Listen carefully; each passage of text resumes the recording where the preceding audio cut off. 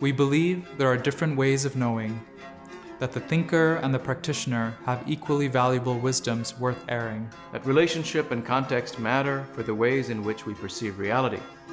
The child with Down syndrome perceives truths that a Nobel Prize winner cannot. And that there is a need for these myriad ways to share space and to learn how to pursue understanding, perhaps even revelation, together. Number 6 begins by saying, we believe there are different ways of knowing, that the thinker and the practitioner have equally valuable wisdoms worth airing, that relationship and context matter for the ways in which we perceive reality, that the child with Down syndrome perceives truths that a Nobel Prize winner cannot. And it goes on from there. What a rich and fascinating concluding principles. So tell us how this comes where it does in number 6 and what it adds essentially to what has already been said. I mean, I hope this is all consistent with the whole thing. I will be honest, this is my absolute favorite principle, and I have learned this from the bottom up.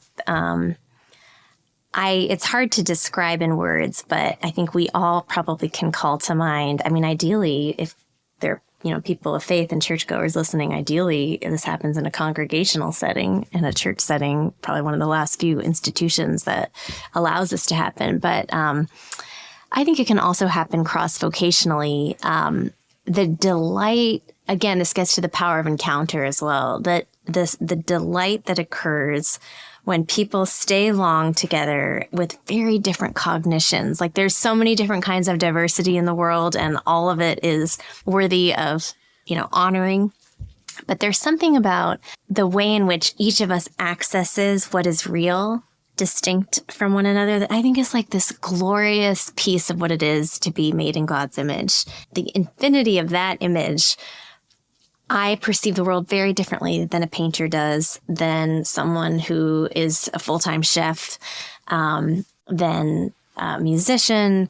And then most movingly to me, I don't know what this is. Every time I'm ever in a church service and there is a child with Down syndrome or someone with a severe stutter or any kind of capacity like that, with disability, if they read scripture or they're reading anything aloud, I always just find myself crying, moved there's something piercing through that is these paradox of this, the weak made strong, et cetera, that I really can't articulate in the English language. This is a little comet's mischief. When we do gather people, we try to bring people together who initially are not all the same kind of expertise. And they tend to speak in the jargon of their guild, et cetera.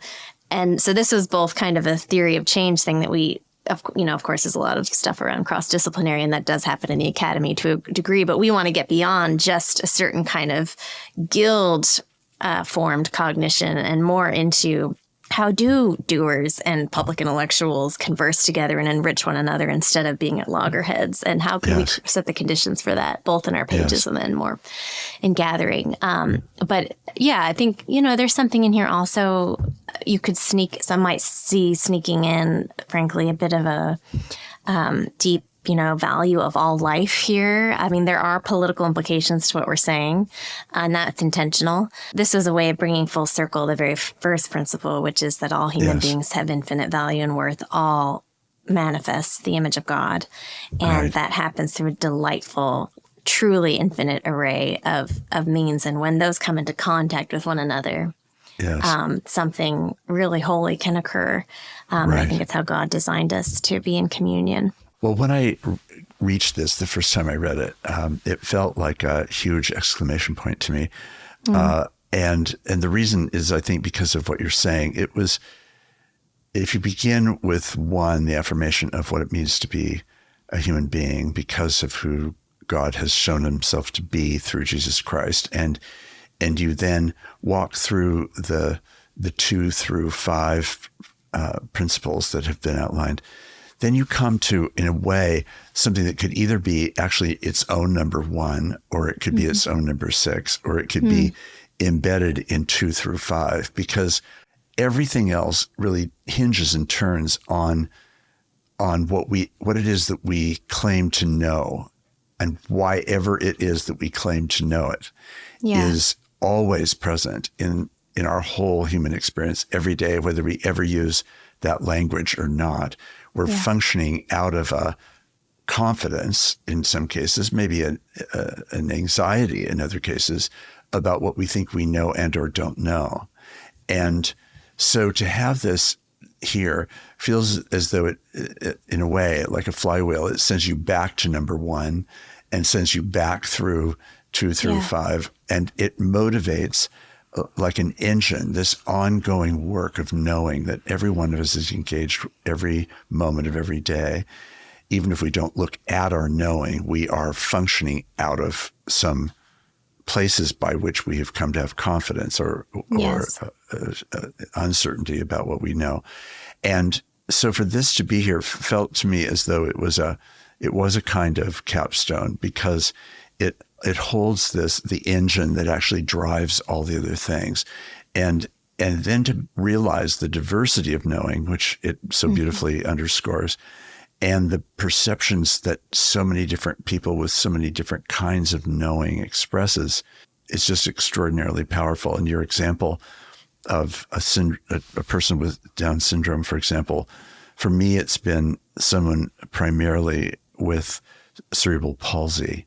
And throughout the whole of my life, there have always been at least one or more people with cerebral palsy who have been present in my life. And the most significant one of those by far is a young man I met when he was 14 or 15 years old, who just died last week at 44. Oh gosh, Mark, I'm sorry. Dramatic disability, but it became evident over time through all the way that scientists could explore this, that he was a person of truly exceptional intelligence on any register. Just like some of the reports that I've written put him in the top 1%. Yeah. And yet here he is living in this body completely racked by this disease that gives him the appearance that he may not know anything.